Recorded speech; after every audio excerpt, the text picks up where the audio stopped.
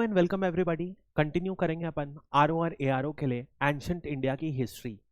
आज अपन marathon class run कर रहे हैं जिसमें पूरी की पूरी एंशंट इंडिया को अपन आज खत्म करेंगे।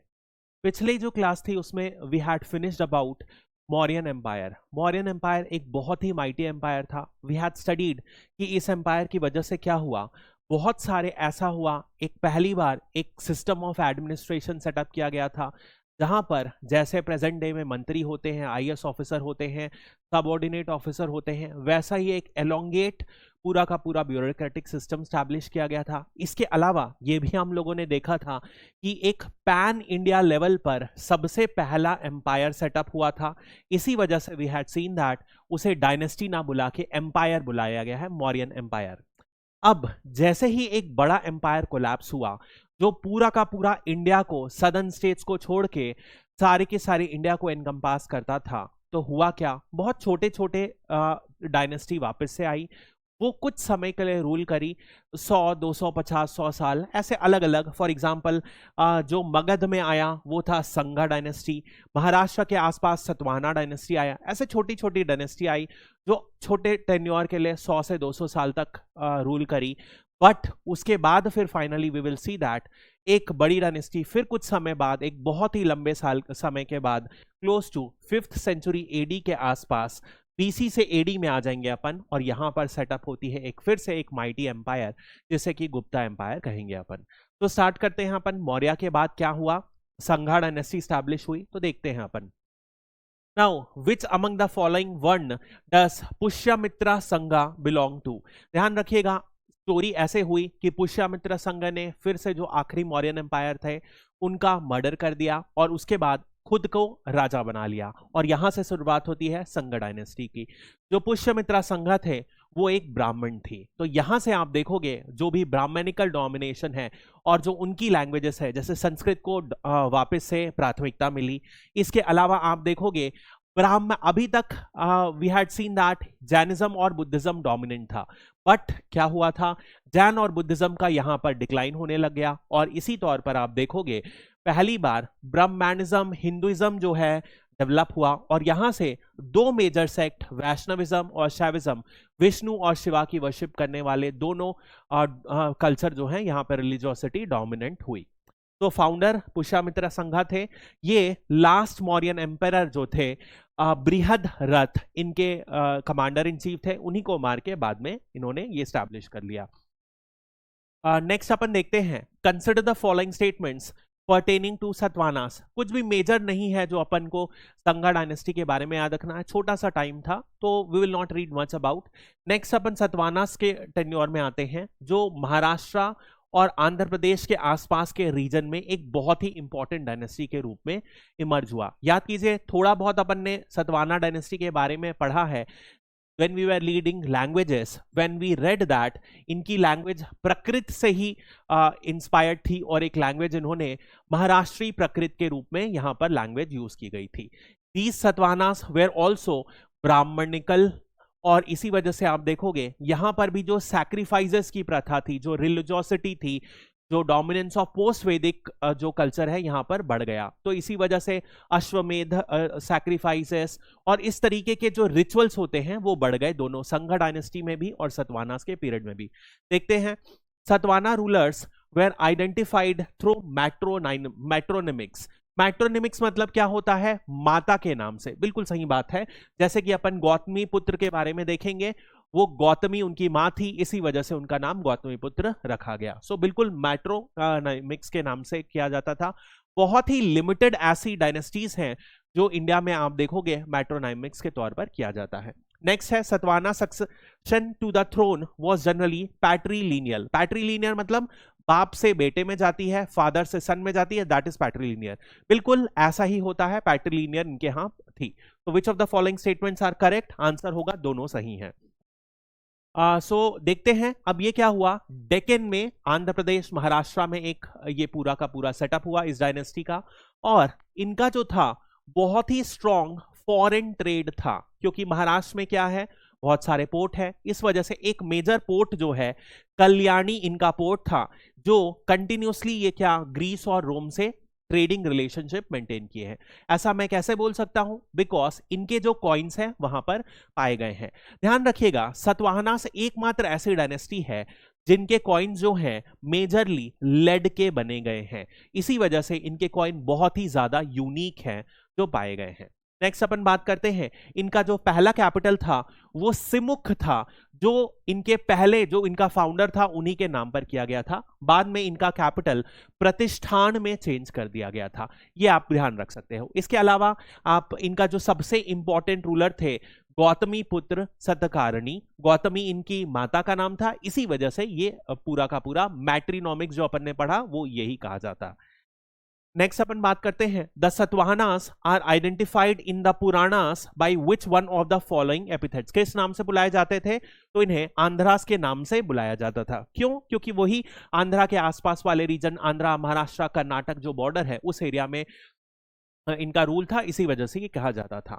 अब देखो यहां पर जैसे मैं बताया एक बहुत ही ज्यादा इंपॉर्टेंट थी कि यहां से एग्रीकल्चर तो मेन सेटअप हो ही चुका था, लेकिन एक और मेजर इकोनॉमिक एक्टिविटी डेवलप हो गई थी जो था ट्रेडिंग। और ट्रेडिंग सिर्फ कंट्री नहीं, कंट्री से बाहर भी बहुत ज्यादा प्रोमिनेंट हो गई थी। पोर्ट सिटी थी, पूरा का पूरा पोर्ट रीजन था, इसी वजह से पोर्ट्स डेवलप बहुत स्ट्रांगली हुए सतवाहनास के अंडर, और इसी वजह से फॉरेन कंट्रीज जैसे कि रोम और ग्रीस से अच्छे खासे रिलेशन थे।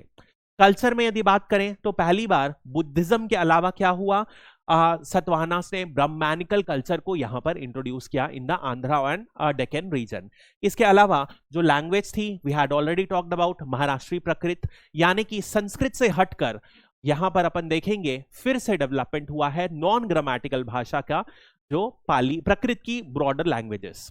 यदि अपन बात करें आफ्टर द सतवाहनास मौर्यंस के बाद क्या हुआ, जो भी डायनेस्टी आई वो क्या थी, उतनी ज्यादा स्ट्रांग नहीं थी, उनकी जो सेंट्रल अथॉरिटी थी काफी वीक थी। इसी वजह से what happened as a result, इन सारे कारणों की वजह से क्या हुआ, बहुत सारे फिर से जो पावर्स है अटैक होने लगे। याद है अपन ने जब मौर्यंस के बाद पढ़ा था, जब मौर्यंस इनके पहले जब नंदा रूल करते थे तो नंदा डायनेस्टी के समय अलेक्जेंडर ने अटैक किया था, और अलेक्जेंडर के अटैक की वजह से ही एक जरूरत पाई गई थी कि एक स्ट्रॉन्ग सेंट्रल एम्पायर की नीड हो। वापस से जब मौर्यन एम्पायर डिक्लाइन होता है, वो सेंट्रल एम्पायर खत्म हो चुका है, इसी वजह से आप देखोगे फिर से फॉरेन इन्वेजन यहां पर बढ़ गए, तो बैक्ट्रिया और पार्थिया ये जो है इनका जो अटैक है फिर से बढ़ गया। अगेन जो आप देखोगे ये फिर से ग्रीक्स हैं जो अटैक करने लग गए, और इसमें में से सबसे इंपॉर्टेंट जो ग्रीक हैं उनके बारे में अपन पढ़ेंगे, जो है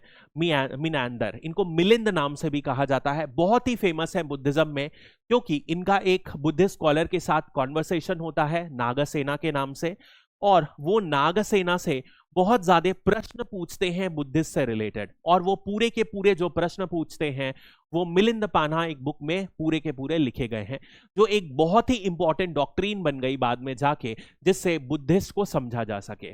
तो इसी वजह से ये सबसे ज्यादा फेमस है।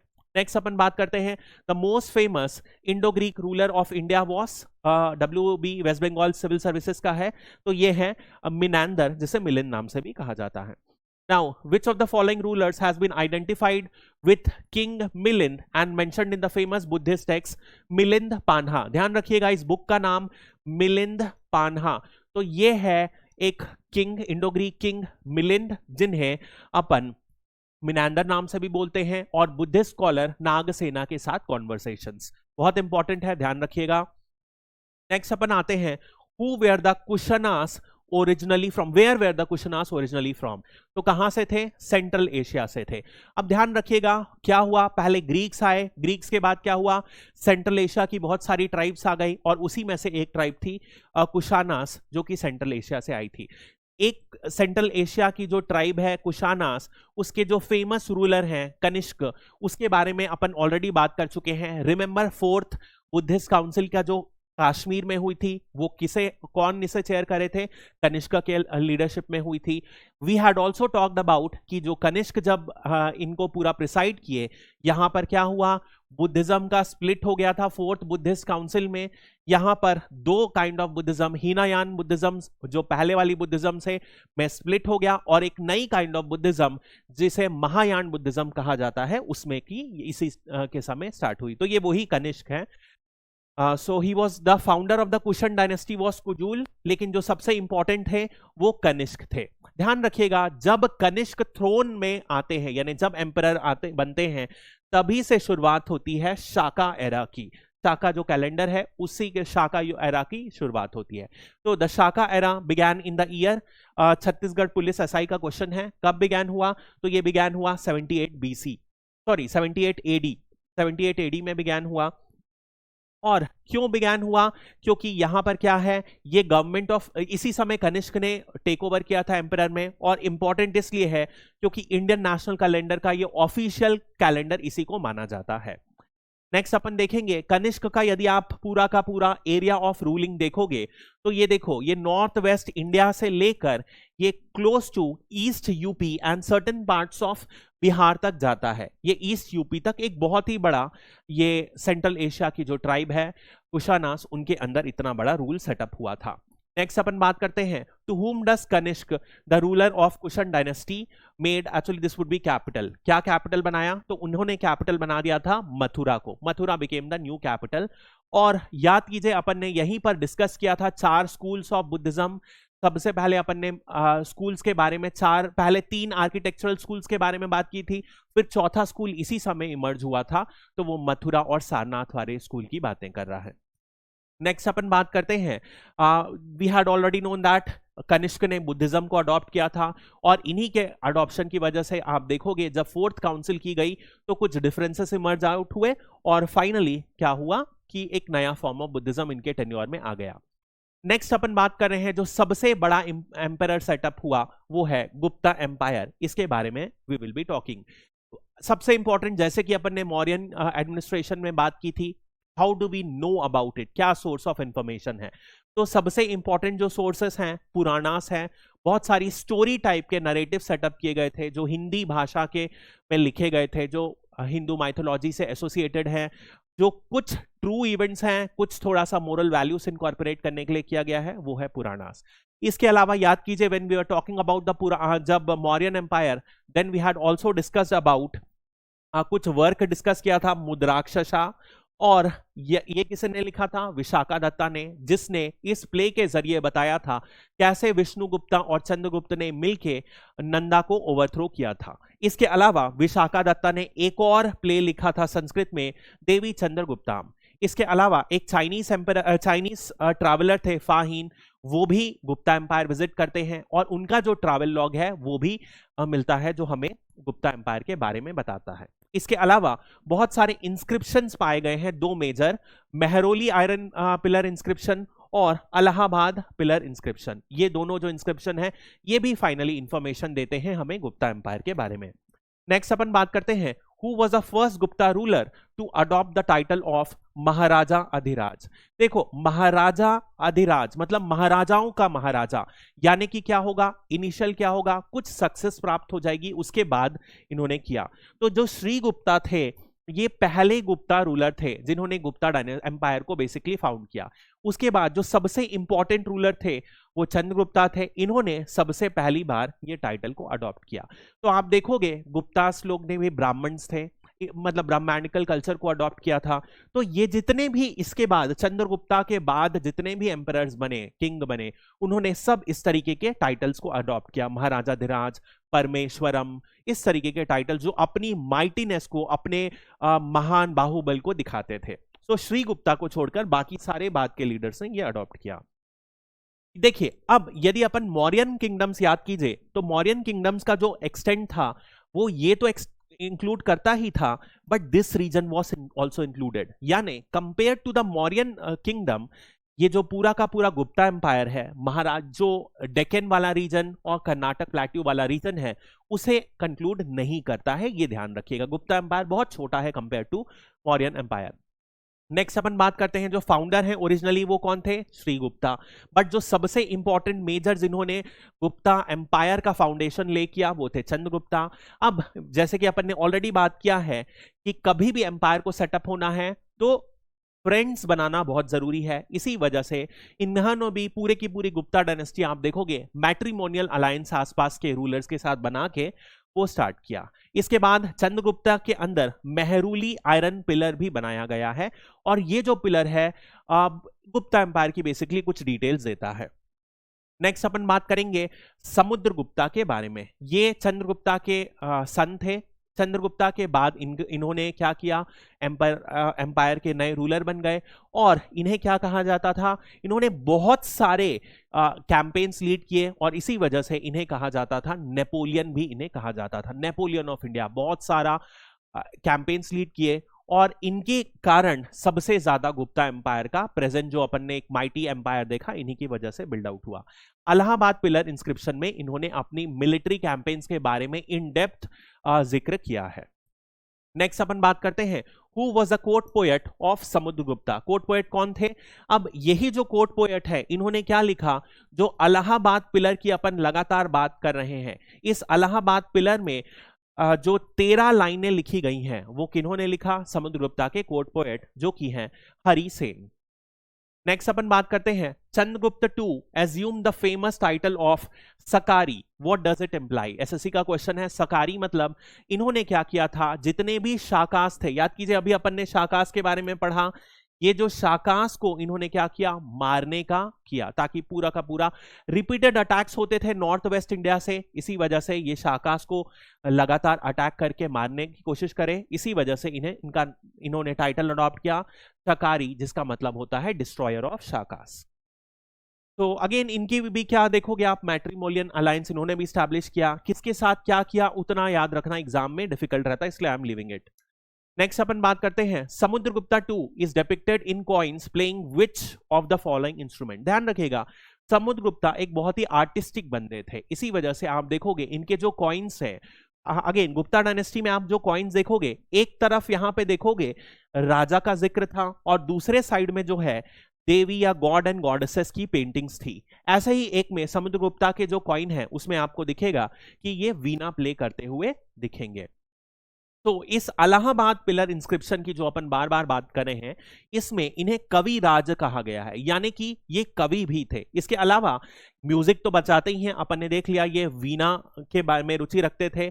इसके अलावा इनके जो इंटरेस्ट थे, मतलब सिर्फ ब्राह्मणिकल कल्चर में नहीं थे, ये क्या बुद्धिज्म के भी जो आर्ट वर्क्स थे उन्हें प्रिजर्व करने की कोशिश किए, और उनके बारे में और ज्यादा काम किए। नेक्स्ट इनके जो पुत्र थे उनको क्या, उनका नाम था चंद्रगुप्त टू। इनका टाइटल जो है विक्रम आदित्य, भी इन्होंने इस टाइटल को अडॉप्ट किया है। नेक्स्ट अपन आते हैं the famous traveller फाहीन came during the rain of. जो फेमस चाइनीज ट्रैवलर हैं, कहाँ के हैं? ये चाइना के हैं। चंद्रगुप्त टू के टेन्योर में इंडिया आए। जब ये आए तो क्यों आए? क्योंकि ये बुद्धिज्म को स्टडी करना चाहते थे। बहुत सारे ट्रैवलर्स, जैसे कि in the Buddhism chapter we had talked about, बहुत सारे ट्रैवलर्स क्या हैं, इंडिया से ओरिजिनेट हुआ बुद्धिज्म, इस वजह से इंडिया आते थे, बुद्धिज्म को समझने की वजह से आते थे, और बाद में वो अपने साथ बुद्धिज्म के वैल्यूज को लेके गए। ऐसे ही जो वन ऑफ द फर्स्ट थे चाइनीज पिलग्रिम फाहीन थे। अब when he came to India, तो इन्होंने सब्सटैंशियल टाइम जो है पटालीपुत्र यानी कि प्रेजेंट डे पटना में स्पेंड किया। वहां पर उन्होंने क्या किया, नालंदा में स्टडी किया, 3 साल तक संस्कृत को पढ़ा, पूरे के पूरे बुद्धिज्म के ट्रेंड को समझने की कोशिश की। और इसी वजह से आप देखोगे यहां पर क्या हुआ, इन्होंने बहुत सारी डिटेलिंग्स की है बुद्धिज्म के बारे में। इन्होंने ये भी कहा कि अब इस एरिया में क्या आ चुका था, ब्राह्मण डोमिनेशन आ चुका था, हिंदुइज्म डोमिनेंट हो गया था। इसी वजह से इन्होंने कहा कि जो गंगा प्लेन है वहां पर क्या है, बुद्धिज्म का डिक्लाइन हो रहा है, ऐसा इन्होंने कहा। That is the first thing. इसके अलावा इन्होंने स्टडी किया और पूरे की पूरे इस एरिया को लैंड ऑफ ब्राह्मणिज्म कहा, because we have seen that यहां से जैनिज्म और बुद्धिज्म का डिक्लाइन हो चुका था। और चाहे वो सतवाना डायनेस्टी हो महाराष्ट्र में, चाहे वो संग डायनेस्टी हो, या फिर फाइनली गुप्ता, सारी की सारी ब्राह्मणिकल डोमिनेंस को अडॉप्ट करने लग गए। नेक्स्ट अपन बात करते हैं the university of Nalanda was setup by which Gupta ruler. Gupta ruler के समय सेटअप की गई थी नालंदा डायनेस्टी। कौन सेटअप किया था? तो गुप्ता के जो रूलर थे कुमार गुप्त वन, इन्होंने सेटअप किया था। अब ध्यान रखिएगा, जैसे जैसे समुद्रगुप्ता और चंद्रगुप्त टू के बाद क्या हुआ कि इन दोनों मेजर रूलर्स के बाद जो बाद के रूलर्स आने लग गए, उनमें क्या है, एम्पायर तो बड़ा था बट अगेन वही पावर धीरे धीरे कम होते गया और फाइनली जो गुप्ता एम्पायर है बाद में डिसइंटीग्रेट हो गया। जैसे कुमार गुप्ता के टेन्योर में आप देखोगे इन्होंने वास्ट एम्पायर तो एक्वायर किया और इसी वजह से आप देखोगे कुछ मेजर जो एक्टिविटीज थी वो कंटिन्यू रही। जैसे कालिदास एक मेजर पोएट हैं, वी हैड सीन इनकी क्रिएशंस कई सारी, शकुंतलाम, विक्रम उर्वशी, ये सब देखा है अपन ने। ये सारी जो क्रिएशन है कालिदास ने की, ये किस समय थे? ये कुमार गुप्ता के टेन्योर में और चंद्रगुप्ता II के टेन्योर में ये मौजूद थे कालिदास। नेक्स्ट अपन बात करते हैं संधि विग्रह, a high official mentioned in the Gupta inscription is used for. अब ध्यान रखिएगा फिर से, जैसे कि अपन ने मौर्यन एडमिनिस्ट्रेशन के बारे में बात की थी कि बहुत सारे मंत्री लोग थे जो किंग को एडवाइस करते थे, वैसे ही मंत्री ऑफिशियल्स उस तरीके के एम्पायर गुप्ता में भी सेटअप हुआ। इसी वजह से एक बहुत ही एलोंगेट एडमिनिस्ट्रेटिव सिस्टम सेटअप हुआ। उसमें से एक ऑफिसर थे संधि विग्रह। तो संधि विग्रह का क्या काम था?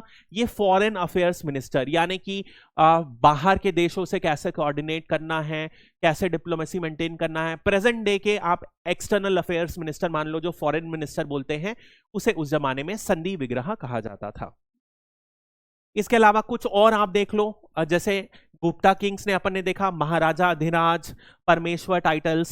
संधि विग्रह अपन ने ऑफिशियल ऑलरेडी देख लिया, जो क्या करते हैं? फॉरेन मिनिस्टर, आज की डेट में एक्सटर्नल अफेयर्स मिनिस्टर हैं। इसके अलावा कुमार अमात्यास, याद कीजिए, अमात्या मतलब होता है मंत्री, कुमार अमात्या मतलब कि रॉयल मंत्री, यानी कि कभी भी कोई मंत्री को उनकी क्लास की वजह से, चाहे वो राजा के बेटे हों, इस वजह से दिया गया, उसे कुमार अमात्यास कहते हैं। Ayuktas we had already seen in the Mauryan, उसी ट्रेंड को कंटिन्यू करो, सबऑर्डिनेट ऑफिसर। फिर भुक्ति मतलब होता है बेसिकली जो एम्पायर होते हैं उसे अलग अलग छोटे छोटे प्रोविंसेस में डिवाइड किया जाता है, हर प्रोविंस को कहा जाता है भुक्ति, और भुक्ति का जो हेड होता है उसे भुक्तिपति कहते हैं। भुक्ति को यानी बेसिकली देखो, ये नेशन है, नेशन के नीचे आया स्टेट, स्टेट के नीचे आता है डिस्ट्रिक्ट, डिस्ट्रिक्ट के नीचे आता है और सिटीज। तो जो नेशन है वो बन गया एम्पायर, गुप्ता एम्पायर पूरा। स्टेट जो बन गया वो क्या बना? भुक्ति। डिस्ट्रिक्ट बन गया विश्यास, और सिटीज को तो नगर बोलते ही हैं। So this is the idea. तो एम्पायर का हेड कौन रहेगा? किंग। भुक्ति का हेड कौन आएगा? भुक्तिपति। विषय का हेड कौन आएगा? विषयपति। और उसके अलावा सिटी का जो, यानी गांव हो गया तो ग्रामाणी हो गया, जैसे अपन ने देखा था, और सिटी हो गई तो नगर श्रेष्ठ उसका हेड हो गया। सिंपल सी बात है, इसमें कोई भी डिफिकल्ट चीज नहीं है। नेक्स्ट अपन बात करते हैं during the Gupta age Varahamihira was a, already we had talked about, इनके बारे में भी। वराहमिहिर क्या थे? एक साइंटिस्ट थे, पर्टिकुलरली यदि अपन बात करें तो he was an astronomer. Gupta period में अपन ने बात की थी कि आर्यभट्ट भी इसी पीरियड में एग्जिस्ट करते थे, और उन्होंने एक बुक भी लिखी थी आर्यभटिया के नाम से। इसके अलावा जो अपन बात करेंगे, वराहमिहिर ने भी 2 बुक लिखी थी, जो बेसिकली आर्यभट्ट की जो बुक थी, जिनमें ये डिस्क्रिप्शन था कि जो अर्थ खुद की एक्सिस पे घूमती थी और अर्थ एक स्फेरिकल ऑब्जेक्ट थी, ये दोनों को अपोज करते थे आइडिया। तो ये दोनों बुक कौन सी थी? पंच सिद्धांतिका और बृहद संहिता, ये दोनों बुक वराहमिहिर ने लिखी थी। So this we had already seen when we had studied art and culture. So that's all for this video. Thank you and have a great day.